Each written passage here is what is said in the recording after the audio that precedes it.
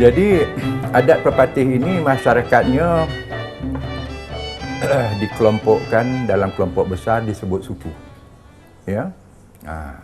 Jadi suku ni ia ada 12 kelompok besar ya dalam adat pepatih disebut suku nan dua boleh kata.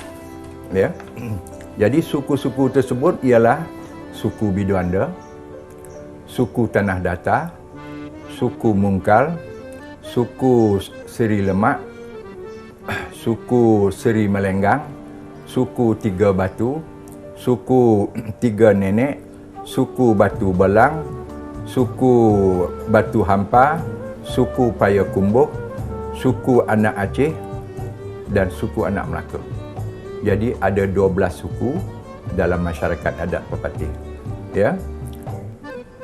Daripada 12 suku ini, 3 daripadanya adalah tidak daripada nama-nama kampung daripada Minangkabau. Ya. Contohnya kalau Minang tu dulu, orang Minang itu dulu datang daripada Payakumbuh, dia mengatakan bahawa sukunya adalah Payakumbuh. Kalau mereka datang daripada Batu Hampar, dia mengatakan sukunya Batu Hampar. Jadi ada 9 buah kampung di Sumatera Barat itu menjadi nama suku di Negeri Sembilan.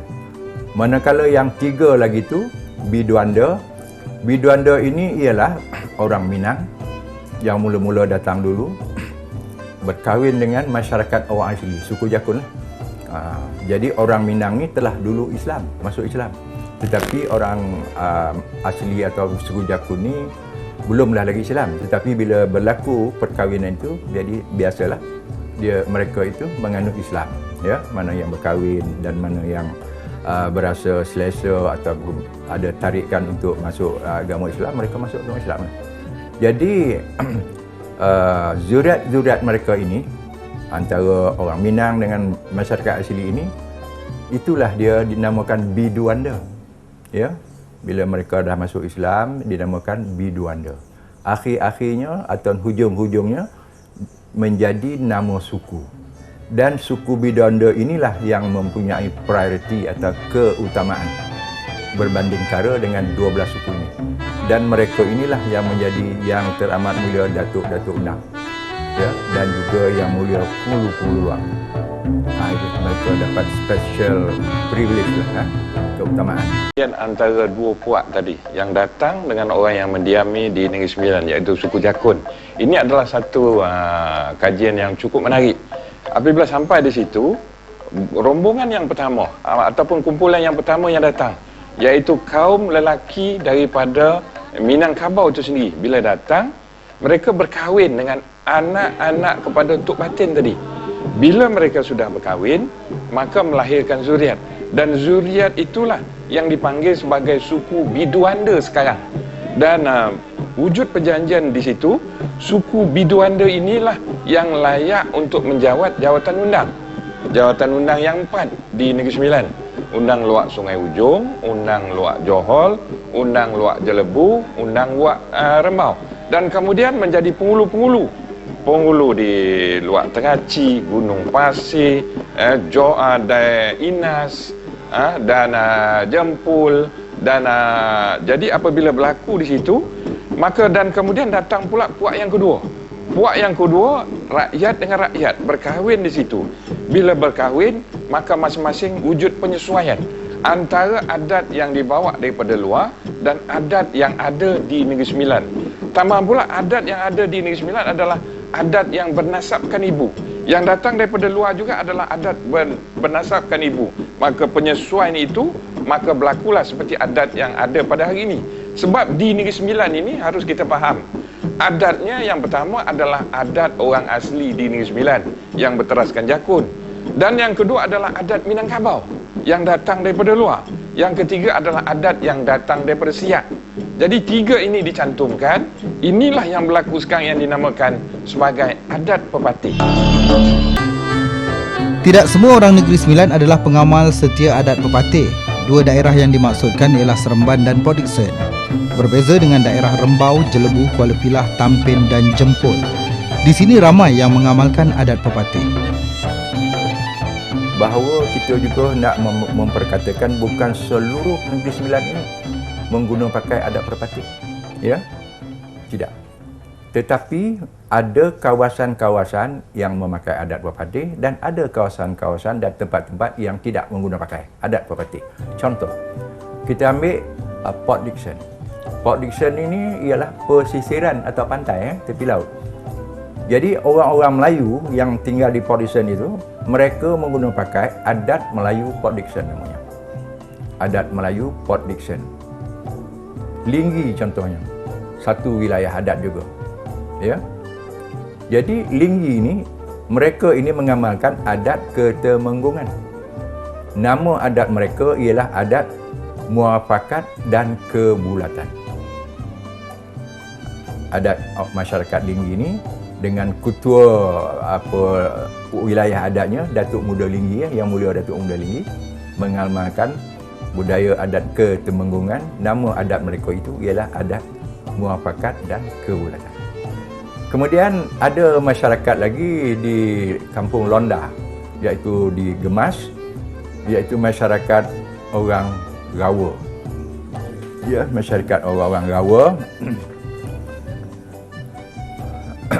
Dia ataupun Bangkahulu, mereka ni mengamalkan adat Bangkahulu lah di Kampung Londa Gemas tu.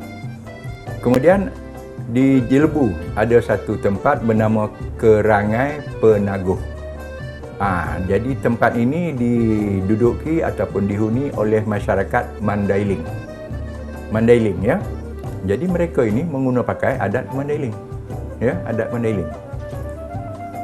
Dan di Beranang dan Lenggeng, di sini banyak terdapat orang-orang Minangkabau. Pure Minangkabau, Tulen Minangkabau. Mereka mengamalkan adat Minangkabau sehingga ke hari ini. Ya. Tetapi luak-luak yang menggunakan pakai adat perpati ini ialah luak Sungai Ujung, iaitu daerah Seremban lah. Merangkumilah daerah Port Dickson, ya. Sungai Ujung, luak Rembau, luak Johor, luak Jelebu, wilayah adat Tampin. Ya. Jadi 4 luak ni, Sungai Ujung, Rembau, Johor, Jelebu ni di bawah yang teramat mulia Datuk Undang yang 4. Manakala wilayah adat Tampin itu di bawah yang teramat mulia Tengku Besar Tampin. Kemudian ada 5 lagi luak yang kita sebut luak-luak tanah mengandung. Luak-luak tanah mengandung ini mengandungi luak Ulu Muar, luak Jempol, luak Teraci, luak Gunung Pasir dan luak Inas. Jadi 5 dan 4, 9 lah. Itulah sebabnya negeri ini dinamakan Negeri Sembilan. Tetapi oleh kerana banyak persamaan, maka berlakulah kerjasama di antara kedua-dua pihak yang erat. Kalau kita perhatikan sampai sekarang, di dalam sistem pemilihan undang, masih ada kerjasama daripada orang asli. Walaupun yang memilih orang Melayu yang mengamalkan adat perpatih di luar, tetapi diwajibkan disertai oleh pemimpin orang asli, iaitu Datuk Batin. Di sini menandakan bahawa kerjasama yang erat itu berterusan sehingga zaman moden ini.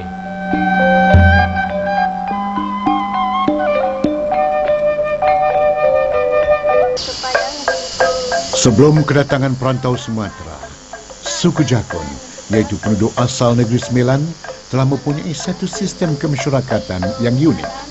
Mereka mempunyai sistem kepimpinan politik dengan batin di puncaknya. Dalam mentadbir, batin dibantu oleh 3 orang pembesar, iaitu Tok Mang Hitam, Tok Jengkerah dan Tok Menteri. Semalam lagi. Baik, kalau kita lihat dalam keadaan itu, batin adalah duduk yang paling puncak sekali. Ya, yang paling tinggi sekali untuk mentadbir hal ehwal anak-anak buahnya. Dan kemudian diikuti oleh susunan-susunan yang berikutnya. Seperti yang kalau kita lihat di situ, Tok Menghitam misalnya. Tok Menghitam ini peranannya adalah untuk memutuskan segala hal yang ada kaitan dengan anak buahnya. kalau boleh diibaratkan sebagai hakim. Dan kemudian Tok Jengkerah pula, ini adalah untuk mentadbir, menguruskan segala hal yang ada kaitan dengan anak-anak buah. Tok Menteri pula ialah orang yang membantu Tok Batin itu sendiri. Dan kalau kita lihat hierarki itu adalah hierarki yang hampir sama seperti apa yang berlaku dalam adat pepatih itu sendiri. Semalam lagi. Dari segi sistem sosial, suku Jakun mengamalkan sistem yang dikenali sebagai adat benah. Adat benah mempunyai ciri-ciri yang membuktikan bahawa dari segi ideologi ialah sistem nasab ibu atau sistem matrilineal, iaitu keturunan dikira daripada keturunan sebelah ibu. Baik, kalau kita lihat dalam keadaan itu yang sebenarnya adat benah ni ianya datang daripada pepatah ataupun kata-kata adat apa yang dipanggil sebagai ibu adat adalah muafakat, bapa adat adalah benah. Dan kemudian boleh kita sambung hidup di kandung adat, mati di kandung tanah. Itu kalau yang ada kaitan dengan adat benah yang diamalkan oleh suku asli di Negeri Sembilan. Kalau kita lihat dalam adat pepatih, dia ada persambungannya. Adat berseni hukum, hukum berseni syarak. Jadi makna ending dalam adat pepatih itu ialah dalam konteks Islam. Kalau asli tadi, dia tidak sampai ke konteks Islam tadi sendiri. Ya, jadi kalau kita lihat di situ, adat benah ini adalah adat yang berteraskan kepada alam terkembang yang dijadikan sebagai guru.